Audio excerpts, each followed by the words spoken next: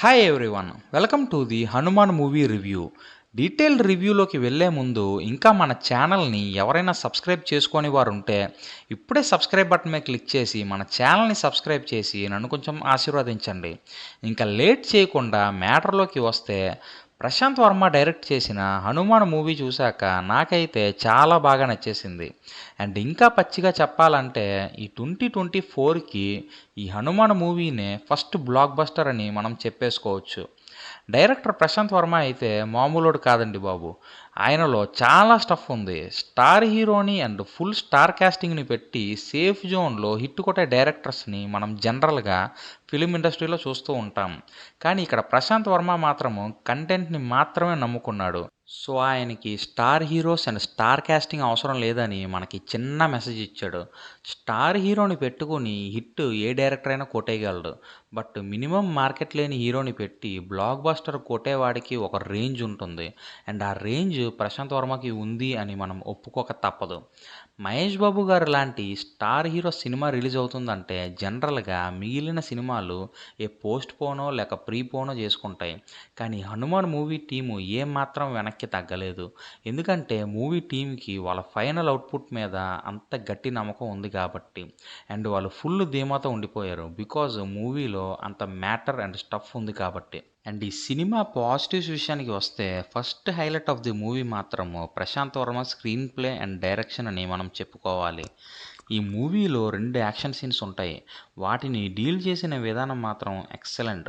And ఈ మూవీలో goose bumps తెప్పించే సీన్స్ కూడా కొన్ని ఉన్నాయి. అండ్ హనుమంతుడికి ఇచ్చిన ఎలివేషన్స్ మాత్రం వేరే లెవెల్లో ఉన్నాయి. ఈ సినిమాకి తేజ సజ్జా కనిపించే హీరో అయితే, హనుమంతుడు మాత్రం కనపడని హీరో. బట్ ఈ సినిమా మొత్తము ఆయన ఉన్నట్టే ఉంటుంది. అండ్ అలాంటి ఫీల్ని మనకి కల్పించారు డైరెక్టర్ ప్రశాంత్ వర్మ. అండ్ ఈ మూవీకి మ్యూజిక్ కొట్టిన హరిగౌర, అనుదీప్ అండ్ కృష్ణ సౌరభ్ ఈ హనుమాన్ మూవీని ఇంకొక మెట్టెక్కించారు.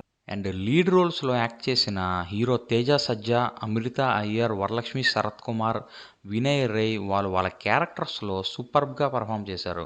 అండ్ సముద్రగని గారు యాక్ట్ చేసిన రోల్ అయితే ఇంకా ఆ రోల్ని ఆయన తప్ప ఇంకెవ్వరు చేయలేరేమో అన్నంతగా ఉంటుంది. బికాజ్ అంత ఎక్స్ట్రాడినరీగా పర్ఫామ్ చేశారు ఆయన ఆ క్యారెక్టర్లో. అండ్ ఈ మూవీలో విజువల్స్ కూడా చాలా డీసెంట్గా ఉంటుంది. అండ్ ఇంకొక main highlight of the movie ఏంటంటే కామెడీ అని మనం చెప్పుకోవచ్చు. చాలా పర్ఫెక్ట్గా కామెడీ పండింది ఈ మూవీలో. ఇలాంటి సూపర్ హీరో కాన్సెప్ట్ని మన టాలీవుడ్లో అయితే నాకు ఊహ తెలిసినప్పటి నుంచి నేను ఇదే ఫస్ట్ టైం చూడడం. అండ్ ఈ కాన్సెప్ట్ని అండ్ ఈ కొత్తదనాన్ని మనం చాలా గ్రాండ్గా యాక్సెప్ట్ చేయాలి. అప్పుడే ఇలాంటి ఫ్రెష్ ఫీల్ని కలిగించే మూవీస్ని మన తెలుగు ఫిలిం మేకర్స్ ఫ్యూచర్లో మన ముందుకు తీసుకురావడానికి ట్రై చేస్తూ ఉంటారు.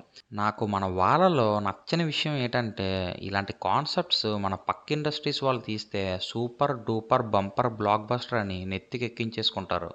అదే కాన్సెప్ట్స్ మన తెలుగు ఇండస్ట్రీ వాళ్ళు తీస్తే మాత్రం అట్టర్ ఫ్లాప్ చేస్తారు. అండ్ కొన్ని రోజుల తర్వాత దాన్ని కల్ట్ క్లాసిక్ అని అంటారు. మరి అదేం పోయే కాలమో మన వాళ్ళకి, నాకు అది అర్థం కాదు. అండ్ ఫైనల్గా ఈ హనుమాన్ మూవీకి నేను ఇస్తున్న రేటింగ్ 4/5. మీరు గనక ఈ సినిమా చూసుంటే మీకేమనిపించిందో కింద కమెంట్ బాక్స్లో కమెంట్ చేయండి. అండ్ నేను ఇచ్చిన ఈ రివ్యూ గనక మీకు నచ్చితే ఈ వీడియోని లైక్ చేయండి, మీ ఫ్రెండ్స్కి షేర్ చేయండి. అండ్ మన బాబాయ్ 369 ఛానల్ని సబ్స్క్రైబ్ చేసి నన్ను కొంచెం సపోర్ట్ చేయండి. నేను నెక్స్ట్ గుంటూరు కారం మూవీ రివ్యూతోని మళ్ళీ మరికొన్ని గంటల్లోనే మీ ముందుకు రాబోతున్నాను.